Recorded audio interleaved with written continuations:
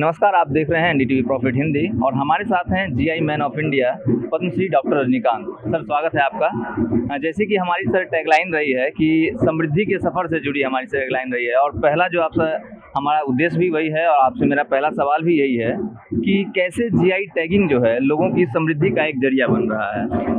देखिए, भारत की जो समृद्ध सांस्कृतिक विरासत है वो विरासत हजारों साल की है और इस विरासत को बचा करके जो शिल्पी हैं, बुनकर हैं, कारीगर हैं, किसान हैं, उत्पादक हैं, उसको बचा के रखे हुए ये बहुत बड़े गौरव की बात है।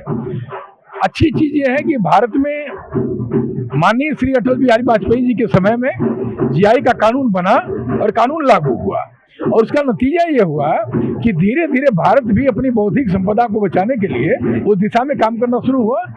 दार्जिलिंग की चाय से शुरू हुआ यह अभियान आज की तारीख में लगभग 600 से अधिक 625 प्रोडक्ट अभी तक भारतीय जीआई हो चुके हैं और जिसमें उत्तर प्रदेश में सर्वाधिक जीआई हुआ है 75। जीआई कानूनी लोकल है। जब आपसे कोई फ्रांस में पूछेगा कि ये मीनाकारी कहाँ की है तो आप बोलेंगे बनास की गुलाबी मीनाकारी है, क्योंकि उसमें जीआई टैग बना हुआ है। कि आप अगर अपनी चीजों को अंतर्राष्ट्रीय बाजार में सुरक्षित नहीं करेंगे, पहले आप भारत में जीआई कराइए, फिर अंतर्राष्ट्रीय स्तर पे जाइए जो कि ग्लोबल मार्केट है, आपको वहाँ पे कराना पड़ेगा। नहीं तो हमारे बगल में एक ऐसा देश बैठा हुआ है जो कि भारत की ढेर सारी चीजों को डुप्लीकेट बना के भारत में ही भेजता है, क्योंकि हम रोक तो नहीं सकते हैं, अपनी चीजों को बढ़ा सकते हैं। एक छोटे सा सर शॉर्ट में एक प्रोसेस जैसे बता देंगे कि हमारे ऑडियंस को कि कैसे जीआई टैगिंग वो करवा सकते हैं। देखिए, कोई उत्पाद अगर वो जीआई के लिए कराना है तो सबसे पहले उसका एक इतिहास होना चाहिए 70 से 100 साल का, एक जग्राफिकल एरिया होनी चाहिए, उस प्रोडक्ट को बनाने वाले लोग होने चाहिए।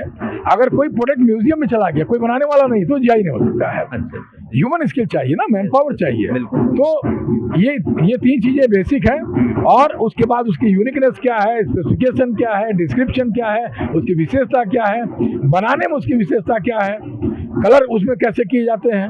तो वो कोई भी उत्पाद हो या खाने पीने की चीज है या फूड प्रोडक्ट है, तो हमें तो मालूम है कि एनडीटीवी तो फूड प्रोडक्ट को भी बहुत बढ़ावा देता है अपने दूसरे मतलब माध्यम से, चैनल के माध्यम से। जो आपका तो पूरा एक अलग से फूड का आता ही है जो है, हाँ, एनडीटीवी का फूड आता है और कुजीन आते हैं। एक मामला सर बड़ा चर्चित हुआ था रसगुल्ला को लेके जो पश्चिम बंगाल और उड़ीसा में चला था, तो इस तरह के विवाद जब सामने आते हैं तो कैसे हम आपको बताएं, वो जो विवाद था वो समझ उनकी नहीं थी। उनको ये लगता था कि पहले इनका हो जाएगा तो हमको नहीं मिलेगा, जबकि हकीकत ये है कि भाई बंगाल का रसगुल्ला, बंगाल का छेना, बंगाल का दूध, बंगाल का तरीका, बंगाल का बनाने की विधि अलग है। उड़ीसा का छेना, उड़ीसा का तरीका, उड़ीसा की मिठाई, उड़ीसा की चाशनी बनाने का तरीका, वहाँ की क्लाइमेटिक कंडीशन अलग है, तो दोनों अलग अलग है। तो दोनों को मिल गया। जब समझ आ गई लोगों को तो एक को मिला, फिर दूसरे को मिला। एक अंतिम सवाल रहेगा सर, जैसे टूरिज्म सेक्टर जो है दिन ब दिन बढ़ता जा रहा है, तो उसमें जीआई कैसे उसकी भूमिका है? देखिए, हमने भारत सरकार से, टूरिज्म मिनिस्ट्री से लगभग 5 साल पहले ये रिक्वेस्ट किया था कि जीआई टूरिस्ट सर्किट, हम नया शब्द बोल रहे हैं, जीआई टूरिस्ट सर्किट।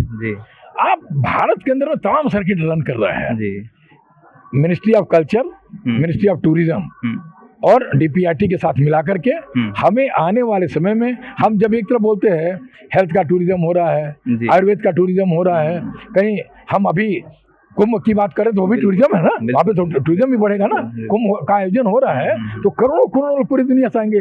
तो आने वाले समय में क्यों नहीं जीआई टूरिस्ट सर्किट हो सकती है। जैसे अगर कोई अरुणाचल प्रदेश जा रहा है तो वो मैप लेकर के जाएगा कि हम किधर से निकलेंगे, कहाँ जाएंगे, क्या मिलेगा।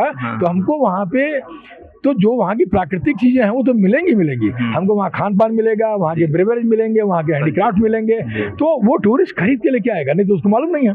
तो ये रूट बनना चाहिए। तो जीआई टूरिस्ट सर्किट जैसी चीज भारत में होनी चाहिए और हम आग्रह करते हैं सरकार से कि इस पर एक बड़ा काम करें। और आने वाले समय में हमें लग रहा है कि शायद वो जिस तरह से प्रधानमंत्री जी का जो सोच है कि विरासत के साथ विकास भी, बिल्कुल। तो हमें लग रहा है कि जीआई टूरिस्ट सर्किट फाइनल हो जाएगा। बहुत बहुत शुक्रिया सर, आप एनडीटीवी से। Thank you.